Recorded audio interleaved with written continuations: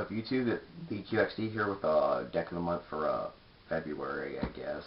It's been a while. I'm actually going to be doing deck of the months of like cross between months. Like this will be February, March, and then my Monarch deck, which will be the next deck of the month, probably will be up in about 2 weeks. Would be March, April. Anyways, I haven't made a video in a while, and I need to make some updates about the contest because D-Draw got limited to 1. And I don't think that's fair to a lot of you because I don't know if I'm just going to give one away to 3 people or I'm just going to make another contest. I've been thinking about giving away 3 Infinity Archfiends, so that seems like a pretty hot card, and I got about 9, my team has about 12 of them, so. Alright, anyways, let's get started. This is a Morphtronics deck. I'm not going to lie, this is not my build. It's ightswornjoker jokers. I'll put them in the description. Anyways, this build is probably the best Morphtronics build you'll ever see. It doesn't run Power Tool in the extra deck. It doesn't run a single equip card. It doesn't even run Borden. Anyways, it's basically designed to spam synchros. And you can't really improve on this deck because it doesn't really have a side deck.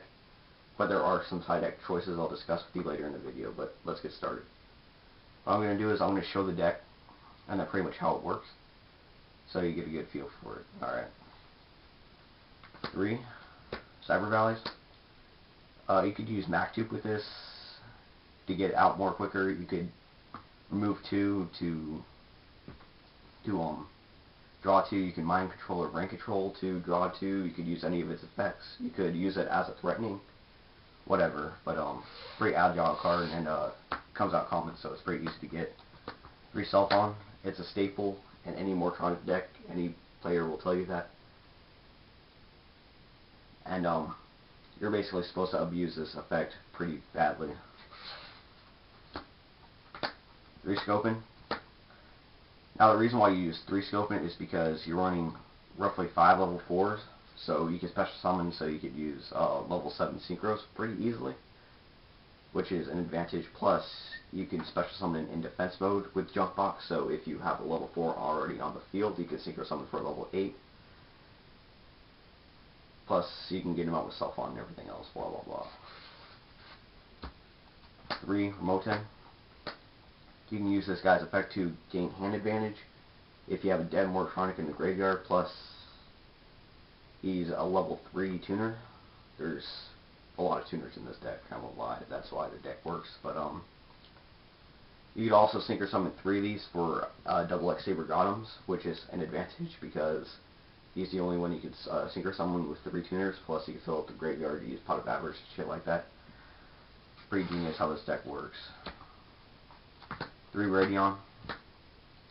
Supposed to use, there's 5 level 4s, I'll get to that later, but these are 3 of them.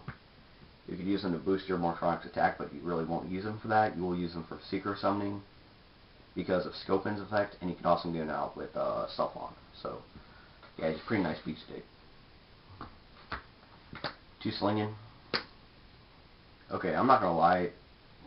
The only reason he's in this deck is to be synchro summoned with, and then pop a card on your opponent's side of the field if you're running into problems with it. That's pretty much it. And then 1 cyber dragon for contact fusing. You don't really need to. You could side in a second one if you're versing like a series like cyber deck, but that's the only reason I would really side him in. On the spells, 3 mech machine duplications. For remoten, Cyber Valley, and Scopen, no, not Scopen, I'm sorry, celfon, you could bring out 3 and then just abuse their effects like hell. So, yeah. 3 Junk Box. If you synchro summon with your Morphtronics that turn, you could bring them back, abuse their effects, and synchro summon with them, such as use Scopen's effect once, synchro summon with Scopen, celfon. Use his effect once, synchro summon with him, and then bring him back to get out even more. It's quite an advantage. Plus, you can special summon in defense mode for Scopen's ability as level 4 tuner, which is quite advantageous to. Basically, it's an awesome card. 2 Pot of Avarice to get back monsters in the deck as your Morphtronics, because this deck runs pretty fast. You'll be needing 2, and you might need 3. You could take it out. It's completely optional, but it works pretty well too.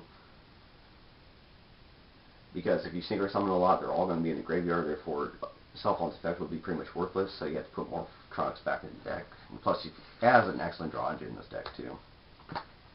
2 instant fusion, you use them to get out such thing as Ojama Knight, which is also in the extra deck. Plus, if you use 2 in one duel, your opponent can only use 1 monster space, because that's Ojama Knight's effect, so you could really screw up your opponent really badly.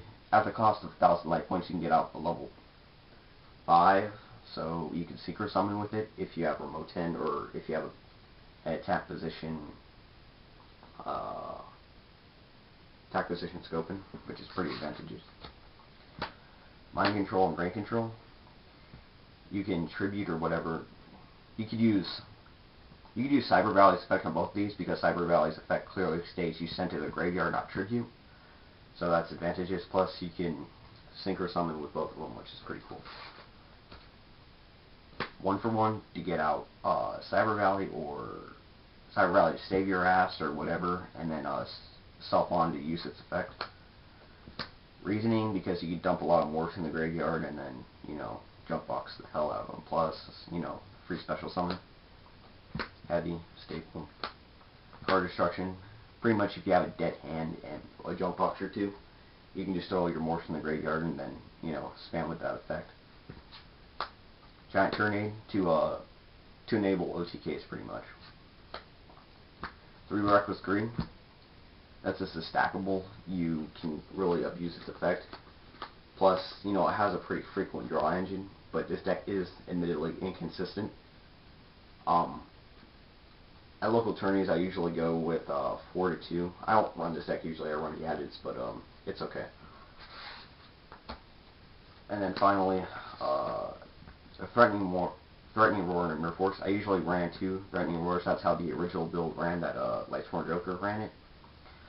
But I feel that Mirror Force could be more advantageous because, well, you could take out a lot of your opponent's monsters. And since Monarchs completely wreck this deck, because they often use oppression, it kind of fucks them over pretty well.